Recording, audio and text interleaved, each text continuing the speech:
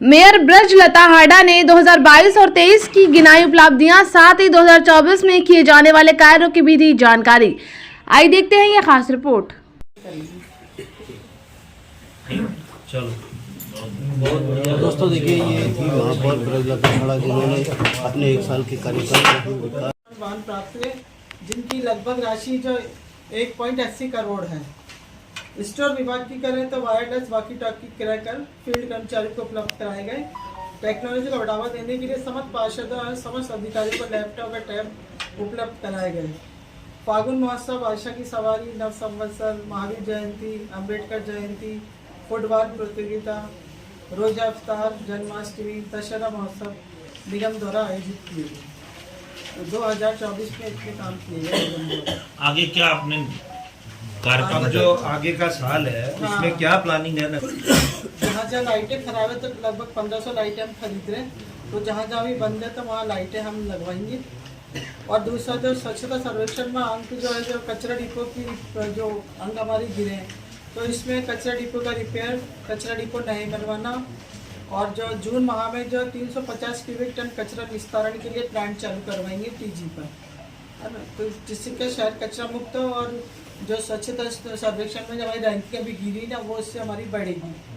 आगामी वर्ष में नगर निगम का जो निर्माण वो पूर्ण करवाना, जो अपना बिल्डिंग बन रही है वो पूरा हम कोशिश करेंगे अगले साल पूरी हो जाए। दूसरा, आना सागर जो झील में कुंभी जल कुंभी है, वो परेशानी का कारण बनी हुई है, लेकिन अभी हम कुछ नया सॉल्यूशन कर रहे हैं कि इस साल जो हम इस जल कुंभी को जो जड़ से ख़त्म कर सकें। तो इस तरह कोई नया सॉल्यूशन ढूंढ रहे हैं हम, क्योंकि ये जल कुंभी ऐसे निकालने से, काटने से तो कोई वापस बढ़ रही है, कोई फर्क नहीं मालूम पड़ रहा। तो कोई नया सॉल्यूशन है, कोई केमिकल डाल के या कुछ और जानवर डाल के जो ये जल कुंभी खा जाए, इस तरह से हम कुछ नया ढूंढ रहे हैं, जिससे कि जल कुंभी का पूर्ण निस्तारण हो जाए, फिर भविष्य में कभी जल कुंभी होगी। इसके अलावा और कोई सामाजिक क्षेत्र? 66 लोगों को हम पट्टा जारी कर चुके हैं। युवा पंजीयन शाखा की बात करें तो कुल प्राप्त आवेदन जो है 4594 है। इसमें निस्तारण हमने 4459 लोगों का किया। ऐसे योजना शाखा में जो लीज राशि है, उसमें 2,59,993 रुपये की जो है लीज राशि हमने ली। उप विभाजन और पुनर्गठन जो किया, सब डिवीज़न जिसको बोलते हैं, 2,88,403 इतने लोगों का हमने जो है सब डिवीज़न किया। साथ ही रिक्त भूखंडों की जो नीलामी हुई है, उसमें उसमें जो हमको आय मिली है, उसमें 1,91,91,970 रुपये के हमको आय हुई, जिसमें 10 भूखंडों का विक्रय हुआ। इसी के साथ साथ भवन शाखा की बात करें तो कुल प्राप्त आवेदन 974 भवन शाखा में प्राप्त हुए, जिसमें हमने स्वीकृत किए 478। अन्य कर शाखा की बात करें तो 93 नए डेयरी बूथों का आवंटन किया। नए मोबाइल टावर की 10 स्वीकृति जारी की। होटल इंडोर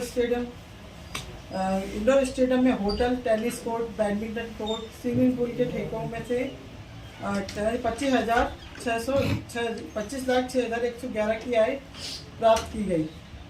लघु लीज किराया दुकानों से 187 पट्टे जारी किए हमने।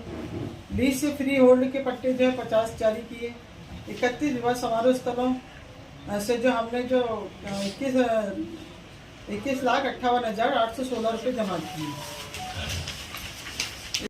अविनाश माहेश्वरी इसके लिए प्रस्ताव भेजा है।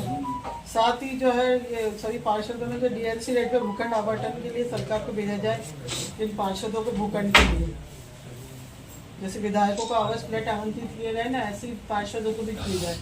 तो ये प्रस्ताव 5 साल के लिए ही, या वो जो भी वो तो उस वक्त होगा, फैसला क्या होता है, सरकार क्या देती है, सरकार के ऊपर सरकार को भेजना हमको सारा कुछ। ऐसे ही है जो वार्डों का परिसीमन किया था, जिसके संदर्भ में लिखा है कि समस्त भूमि जैसे वन विभाग और तालाब को छोड़कर सभी को आबादी घोषित की जाए, ये रखा है प्रस्ताव। और जो सारे जो नगर निगम की सीमा क्षेत्र में जो फंस रहे हैं ना, वो नगर निगम को हस्तांतरित किए जाए।